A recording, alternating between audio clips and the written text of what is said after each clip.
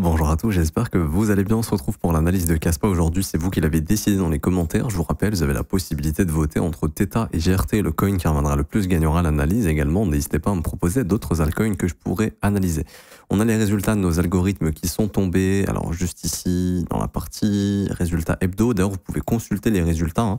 Notre algorithme SPT qui a sorti plus 5,31R la semaine dernière. Donc, c'est simple. Pour ceux qui veulent savoir ce que c'est 5,31R, par exemple, si 1 R pour vous c'est 1% de risque, vous aurez gagné 5%. Si 1 R par exemple c'est 0,5% de risque, vous auriez gagné un peu plus de 2,5% de capital sans rien faire. Si 1 R pour vous c'est 0,1% de risque, vous calculez, vous allez gagner à peu près 0,5% de capital. Quoi qu'il en soit, ces algorithmes sont rentables ici.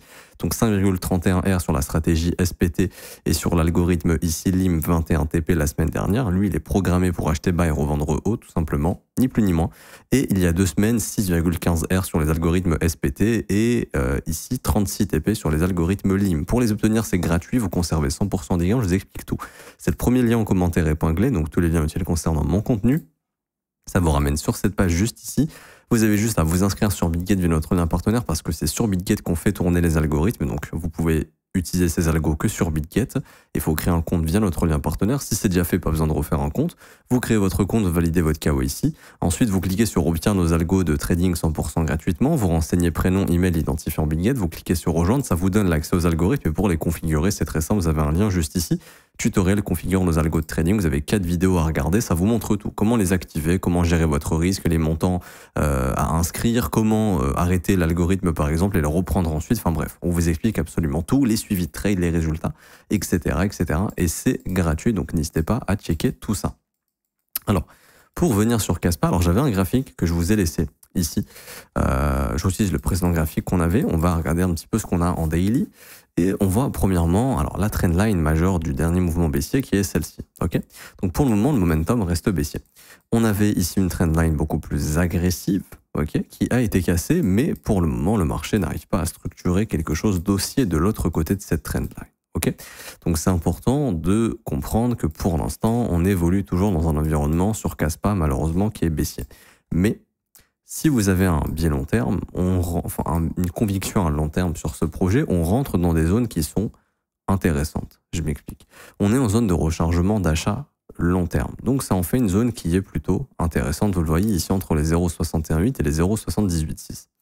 Également, si je passe ici en hebdomadaire, on peut voir qu'on est dans 2 zones de fair value gap vectoriel. Donc on est dans des zones de rebond / consolidation, voire des zones potentiellement de bottom. Trop tôt pour parler de bottom ici, mais au moins des zones de consolidation. Et on le voit, c'est ce qu'est en train de le faire. Le marché consolide justement dans cette zone. Donc ce sont des bonnes zones pour commencer à acheter sur du spot. Ok. Ce qu'il faut faire, bien évidemment, c'est garder du cash. Pourquoi? Parce que souvent, pas tout le temps, mais souvent sur le marché altcoin, je vous le dis honnêtement, la zone que le marché va souvent aller déclencher, c'est la zone des 78,6 à 88,6. Ok. Ça ne veut pas dire qu'on va y venir nécessairement, mais c'est bien d'avoir du cash parce que je vous le dis, sur 100 altcoins, quand il y a des retracements assez importants, je dirais il y en a 90 qui vont chercher cette zone. Donc je ne sais pas si Kaspa en fera partie, mais statistiquement, il est assez probable d'aller chercher cette zone. Ok. Je vous avais mis une VWAP ici, depuis le bottom, qui nous permet de voir un petit peu l'évolution du volume exécuté, etc., en fonction du prix. Et on peut voir ici que depuis que la VWAP a été cassée, on rentre dans une phase où éventuellement les investisseurs vont commencer à capituler. Pourquoi? Parce que grosso modo, cette VWAP peut nous indiquer que l'investisseur moyen il est investi autour des 0,08. Ça peut être un petit peu plus haut, mais en tout cas l'investisseur moyen il est investi autour des 8 centimes. Donc plus on est sous 8 centimes, plus psychologiquement les gens vont être dans le down, vont pas être bien et vont potentiellement vendre. Et il y a toujours 2 types de capitulation. Il y a la capitulation sur le prix et la capitulation sur le temps, voire les deux. Capitulation sur le prix, c'est tout simplement un gros marché baissier, une grosse bougie rouge bien dégueulasse. Et là, les gens paniquent sell en se disant je vends pour sécuriser ce qui me reste. Ou alors, il y a la capitulation sur le temps qui, elle, est plutôt une baisse lente ou une consolidation assez longue. Donc là, les gens n'y croient plus. Et c'est souvent à ce moment-là où les gens vendent, en fait. Et des gros poissons, eux, achètent. Les vendeurs qui capitulent. En fait, ils accumulent pour revendre ça plus haut, plus tard, et refaire un cycle. Donc, il y a toujours ces 2 types de capitulation sur le marché. Soit les deux en même temps, soit les deux. Donc, d'abord la capitulation sur le prix, ensuite dans le temps. soit simplement la capitulation dans le temps, et là le marché se met à consolider et ne fait rien pendant des semaines. Le scénario le moins probable, c'est le retour to the moon. Si vous vous attendez à ce que Kaspa reparte to the moon, pour l'instant, c'est pas la chose la plus probable, puisque, comme on le voit, jusqu'à preuve du contraire, la dynamique est toujours baissière. Ça veut pas dire qu'il faut s'amuser à shorter Kaspa ici. Hein. Bon, si tu es dans une optique de te dire ce rebond est terminé, je short la VWAP pour amener le prix plus bas, oui, potentiellement, ça peut l'être. Mais je veux dire, l'optique, c'est de se dire qu'on commence à rentrer dans des zones qui sont intéressantes. Et quand je dis on commence, en termes de gestion du risque, on fait quoi? On commence doucement à se positionner tout en gardant du cash. Je suis pas fan du DCA personnellement. Donc, ce que je recommande plus à la place de juste s'engager dans un DCA sur un an et se dire, bon, je m'en fous, tous les mois, je mets tant pendant un an, ou toutes les semaines, je mets tant pendant un an. Moi, ce que je vous recommande, c'est de vous programmer à la base un montant à investir. Par exemple, 500 $. Enfin, ça dépendra de votre capital, encore une fois. Quelqu'un qui a un capital, par exemple, de 10 000 va dire, bon, moi, je vais envoyer 500 $ sur Kaspa, par exemple. Se dire, OK, j'investis 500 $ dans Kaspa. Ni plus ni moins. C'est-à-dire que je vais investir 500, je vais pas faire du DCA toute ma vie sur un actif peut-être qui est en train de mourir. On ne sait pas. Je dis pas que c'est le cas. Je pense pas que c'est le cas personnellement, mais tout est possible. OK? Donc, je programme mes 500 $. Et comment je les positionne? L'objectif, c'est de le faire intelligemment. Et comment tu le fais intelligemment? Tu le fais crescendo et tu mets les ordres les plus gros le plus bas possible. Je m'explique. Tu commences à investir quand le prix vient dans la zone de rechargement. Tu mets un premier ordre, par exemple, de 40 $. Ensuite, plus bas, tu mets un ordre, par exemple, de 80 $. Et tu peux commencer avec plus petit, par exemple 20 $, ensuite 50, ensuite 75, ensuite 100, ensuite 120, ensuite etc. etc. Mais il faut que les plus gros ordres soient le plus bas possible, parce que souvent le marché retrace jusque-là, on s'y attend pas. Et surtout, si tu mets tout le temps le même montant, par exemple tu programmes 5 entrées à 100 $, 100 $, 100 $, 100 $, ton prix moyen d'achat sera à peu près la moyenne des 5 ordres. Par contre, si tu programmes de plus en plus lourd, de plus en plus bas, ton prix d'achat moyen, au lieu de descendre comme ça doucement, il va faire tac, tac, tac. Ok? Donc là, je dis pas qu'on va aller aussi bas, mais vous comprenez le truc. Plus tu achètes gros en bas, plus ton prix moyen d'achat est bas. Ok? Et plus tu auras de chances de revenir en gain assez rapidement. Voilà. C'est ce qu'il faut comprendre. Quels seraient les objectifs? Alors, moi, je vous ai déjà indiqué les objectifs personnellement. Je pense qu'on va revenir faire ce qu'on appelle le wake-off check. C'est pour ça, je pense pas qu'on a bottom. Je pense qu'on va revenir visiter la zone des 5 centimes sur Kaspa. Ce que je vois au niveau de la dynamique en daily, pour le moment, c'est que c'est un simple rebond. Il suffit de regarder où est-ce qu'il est le précédent sommet qui a cassé du creux. Il est là. Donc là, le prix est juste dans un retracement, ni plus ni moins. Et ce retracement, à un moment donné, finira par toucher à sa fin pour redéclencher plus bas probablement, puisque les objectifs, à mon avis, semblent toujours être plus bas, comme combler tout le fair value gap jusqu'au 0,053 par exemple, même un peu plus bas, 0,053, venir chercher ce qu'on appelle ici ces swing high et plus précisément le wake-off check. Le wake-off check, c'est quand vous avez une structure haussière, le marché casse la ligne de coup, c'est ce qu'on appelle le wake-off check, et grosso modo, cette zone est très souvent retravaillée, pas tout le temps, mais très souvent, et je pense que le marché va y revenir.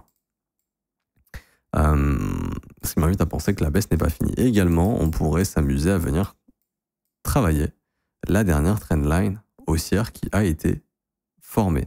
Et je pense que c'est ce que va venir faire Kaspa. Et il faut savoir que cette trendline en zone de rechargement en 2017, c'était l'un de mes setups préférés. Très souvent, le marché revenait chercher cette trendline, ensuite il consolidait un peu et hop, il remontait très vite. Bon, le marché a complètement changé depuis 2017, mais ça a toujours été des zones intéressantes. Donc pareil, cette zone autour des 0,049, je pense aussi qu'on y viendra. Ça ne veut pas dire nécessairement qu'on y viendra absolument, mais voilà, tant que je vois pas de signal de bottom, je m'attends pas à grand chose. Je pourrais même m'attendre à ce que Kaspa retravaille le dernier fair value gap hebdomadaire avant de repartir à la baisse. Alors, si ce rebond n'est pas terminé, on pourrait revisiter cette zone des 9 centimes à 9,6 centimes, mais je pense qu'on est simplement dans des rebonds et qu'on finira par aller plus bas. En tout cas, c'est ce que dit le prix techniquement. Depuis cette énorme consolidation, là, ce qu'on a fait, c'est pas du tout bullish pour le moment. Ok? C'est-à-dire que vous avez un énorme range qui a cassé au sud et qui n'a pas réintégré. Et si on avait réintégré, ça aurait été bullish. Mais là, ce qu'on a, c'est une distribution. C'est-à-dire qu'on a un marché qui prend les sommets, prend les sommets, prend les sommets et ensuite se retourne. C'est baissier et casse l'énorme support ici. On voit que le support, il a été pullback et on confirme la cassure. Donc si je me mets en logarithmique, on est bien d'accord que ce qui a été fait ici, c'est quand même assez baissier. On a eu un marché haussier, on a eu une distribution et là, on est en train d'assister à un retracement. Donc si vous attendez à du to the moon, franchement c'est très peu probable, je vous le dis avant une chose. Comme j'ai dit tout à l'heure, soit la capitulation sur le prix, soit la capitulation dans le temps. Le jour où vous voyez Kaspa vous faire un truc comme ça a été fait au bottom en fait. Kaspa, vous le voyez faire une structure comme ça, un très gros W ici en échelle hebdomadaire, c'est une consolidation qui a duré des mois. Ça c'est un signal haussier pour le marché et votre marché reprend un flux haussier. Là c'est pas du tout le cas, on est bien d'accord que les structures baissières, vous voyez qu'elles sont différentes, ce sont des structures type M-top ici. Donc ça c'est pas du tout haussier. Le marché confirme la cassure du M-top, pull back la ligne de coup et repart à la baisse. Donc le jour où vous allez voir Kaspa vous former un truc comme ça, là, au moment de la cassure, là oui, là il faudra s'attendre à une reprise haussière et peut-être à des objectifs haussiers. Comment calculer ces objectifs d'ailleurs? Assez simple, vous prenez votre fil du plus haut, ok, jusqu'au plus bas. Donc si on a bottom ici, ce qui à mon avis est peu probable, en cas de nouvelle ATH, on aurait des objectifs ici entre les 30 centimes et les 36 centimes, en cas de nouvelle ATH. Mais avant ça, vous avez d'autres objectifs à observer, ce qu'on appelle le premier arrêt, le niveau des 38,2 et la zone de rechargement de short. Donc on aurait ce niveau ici autour des 11 centimes, si on a bottom ici. Ensuite, zone de rechargement de short entre les 14 et les 17. L'ATH, bien sûr, à 20 centimes. Et puis ensuite, les extensions. Il y a d'autres objectifs, si jamais vous considérez qu'on est dans un mouvement énorme à en devenir, parce que la politique monétaire s'améliorera, qu'on aura un prochain QE, c'est ce que je pense perso, mais pas tout de suite. Le prochain QE va pas commencer demain. Le prochain QE, donc pour ceux qui ne savent pas, QE, QT, c'est quoi? QT, c'est la Fed qui retire des liquidités du marché. Et donc là, on est en QT. On voit que la Fed elle est en train de retirer des liquidités du marché. Alors ça, c'est la Global Net Liquidity, mais bon, c'est la même chose pour vous expliquer un petit peu. Enfin, c'est pas vraiment la même chose, mais ça permet de représenter aussi ce que peut faire la Fed. J'ai un autre template que je pourrais vous montrer, mais je sais plus comment il s'appelle, pour vous montrer les retraits de liquidités. Sinon, vous allez sur Internet, vous écrivez Fed Balance Sheet, hein, vous verrez qu'il continue de retirer des liquidités. Hop, vous écrivez ça. Normalement, vous allez trouver voilà, sur Federal Reserve. Peut-être ici, ils vont vous montrer un petit peu la charte. Voilà, vous voyez. Donc la Fed, elle retire des liquidités ici de son bilan.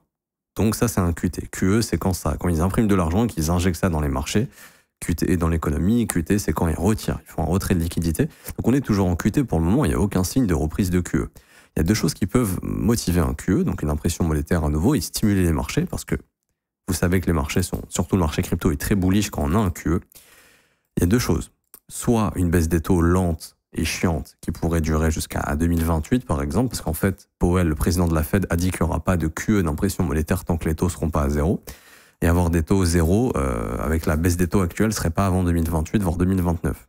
Donc, c'est-à-dire qu'il ne se passerait pas grand-chose pendant 4 ans, ce qui est pour moi pas la chose la plus probable. En revanche, si on a une récession, et je vous prépare une vidéo là-dessus, sur des indicateurs plus précis qui commencent à pointer vers une récession, ce serait le meilleur des scénarios. Parce que s'il y a une récession, la Fed sera obligée de baisser ses taux beaucoup plus rapidement et de restimuler son économie plus rapidement. Et peut-être que la récession pointera le bout de son nez cette année ou l'année prochaine. Et donc là, ça permettra d'accélérer les choses. Sauf que s'il y a une récession, ce sera pricé par le marché. Donc il faudra s'attendre à une capitulation sur le prix, ensuite une réaccumulation quand la Fed va lancer son QE, et ensuite un magnifique bull run qui pourra prendre le jour, enfin qui pourra voir le jour et qui se formera éventuellement sur Kaspa. Et c'est à ce moment-là où vous aurez justement toutes les raisons de vous dire il y a une accumulation, la politique monétaire est favorable à ce que nos altcoins performent et du coup à ce que Kaspa puisse performer également. Par contre, dans l'environnement actuel, c'est vrai que c'est un peu compliqué puisqu'on le voit, il n'y a plus du tout de demande en crypto. Je regarde tous les jours l'impression de stablecoin et c'est vrai que pour le moment, l'impression de stablecoin, elle n'est pas à son plus fort. Elle est vraiment favorable à des rebonds ou des consolidations, mais pas à une reprise de bull run tout de suite. Ça prendra probablement plusieurs semaines, plusieurs mois, et ça se voit sur le graphique des altcoins où pour le moment on est simplement dans des rebonds. Donc voilà, c'est un petit peu tous les paramètres que vous devez observer et de se dire que pour qu'un marché pump, c'est pas magique, hein, c'est pas quelqu'un qui appuie sur un bouton, le marché explose. Faut de l'argent qui rentre, faut de l'intérêt, faut trouver des acheteurs, faut motiver le marché à trouver des acheteurs. Et surtout, faut souvent des gens qui vendent. Et j'ai pas l'impression que les gens vendent, j'ai l'impression que les gens sont toujours attachés à leur coin et sont dans une optique holdons jusqu'à la mort et voyons ce qui se passe. Et il y a souvent des événements qui viennent casser ces choses-là, en fait. Par exemple, le Cracovie 2020, ou même un mec qui a holdé pendant 2 ans, s'est probablement mis à vendre parce que la pression vendeuse est tellement forte et que le narratif est tellement puissant que c'est très dur de holder. Donc ce serait peut-être sur un événement, pas un Black Swan ou autre, hein, mais une news économique que les gens se diraient ok, là ça pue, faut tout vendre parce que là c'est la fin et ça sera à ce moment-là qu'on se rapproche du bottom, ou alors la capitulation dans le temps où le prix fait plus rien pendant des mois et les gens capitulent d'eux-mêmes en se disant bon bah mon investissement il est mort, je vends. Alors que ça sera le moment de se positionner, comme vous le savez, on achète horizontal, hein, et on vend vertical. On fait pas le contraire, ok? Donc là pour l'instant c'est toujours pas horizontal et c'est souvent ce qui se passe sur des cycles de marché. Horizontalité, pump, distribution, dump, horizontalité, cassure, reprise haussière. Maintenant, la question, c'est est-ce que la future reprise haussière fera juste ça et après on repartira à la baisse, ou est-ce que vraiment ça relancera un bull run? Ça, il faudra voir et je peux pas y répondre. Pour le moment, il faudra voir les narratifs du marché. Est-ce que Kaspa intéresse toujours? La tokenomics de Kaspa, c'est un truc que j'ai pas regardé, mais je vous invite à le faire. Est-ce qu'il y a des tokens qui sont release toutes les semaines et du coup, il y a des gens qui vendent? Ça, c'est un truc à observer. Alors, je crois que c'est peut-être s'appelait Casta avant. Non. Non, non, non.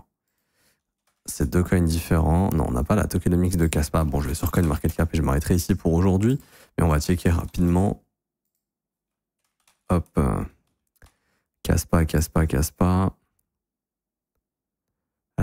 Supply 25 milliards, max 28 milliards. Circulating supply 25 milliards. Ok, non, il n'y a plus trop d'inflation à venir sur Kaspa. Plutôt ok. Et ici, sur ce range, est-ce qu'il y a eu une différence entre le market cap et le prix? Pas réellement. Ok, plutôt intéressant. Pas vraiment une énorme inflation à venir, donc plutôt sympathique. Point positif pour Kaspa qui pourrait se reprendre à ce moment-là, mais soyez patients. Je m'arrête ici pour aujourd'hui, j'espère que ça vous aura plu. Si c'est le cas, n'hésitez pas à laisser un petit pouce bleu, vous abonner si ce n'est pas déjà fait, mettre un petit commentaire. Je vous rappelle, il y a mon mentorship gratuitement qui vous attend en commentaire épinglé. C'est le premier lien en commentaire épinglé. Mon mentorship, c'est simple, c'est une formation complète sur le price action. Elle est juste ici. Il y a 22 cours qui vous attendent, 22 cours vidéo. C'est ma formation la plus complète sur le price action. Je vous l'offre gratuitement. Pour l'obtenir, c'est simple, premier lien en commentaire épinglé. Vous avez juste à vous inscrire sur BitGet via notre lien partenaire. Vous avez juste à créer votre compte, tout simplement. Vous validez votre KYC sur la plateforme et ensuite vous avez juste à faire un trade d'une valeur d'au moins 100 $ sur celle-ci et ça vous donnera l'accessibilité au mentorship. Pour l'obtenir, c'est très simple. Vous cliquez sur ce lien, la meilleure formation de trading crypto. Vous cliquez sur obtenir gratuitement. Vous renseignez email identifiant BitGet. Vous cliquez sur recevoir instantanément. Vous recevez une première formation que je vous offre également, Assure ton bull market comme un pro. C'est une formation de 6 heures. Et ensuite, je vous offre également le mentorship. Mais ça peut prendre jusqu'à 24 heures. Pour vous l'envoyer par mail. Ok, mais dans tous les cas, vous le recevrez, vous inquiétez pas, si vous avez bien suivi les étapes. Pour ceux qui veulent se former dans mon école, c'est la seule chose payante que je propose parce que c'est un accompagnement journalier tous les jours du lundi au vendredi. On analyse les marchés ensemble, je vous forme, je réponds à vos questions, j'analyse vos coins, je vous explique mes stratégies. Vous avez aussi accès à ma formation de l'école qui est la plus complète, qui est exclusive à l'école. Elle est disponible que dans l'école uniquement. Il y a 8 modules avec tous les sous-modules qui vous forment de A à Z. Il y a 19 heures de cours vidéo. Il y a des exercices pour valider vos compétences comme vous pouvez le voir ici. C'est le seul abonnement payant et vous avez aussi un accès exclusif au Discord dans la partie école. Ok, pour poser toutes vos questions à moi-même, au professeur. On est là pour vous aider et pour vous répondre. Le prix est de seulement 49 € par mois, c'est sans engagement. Vous avez aussi les offres 3, 6 et 12 mois si vous le souhaitez. Et vous avez également les témoignages des membres si vous souhaitez les lire juste ici avant de nous rejoindre. Je vous souhaite une bonne journée. On se retrouve très bientôt. Ciao, ciao.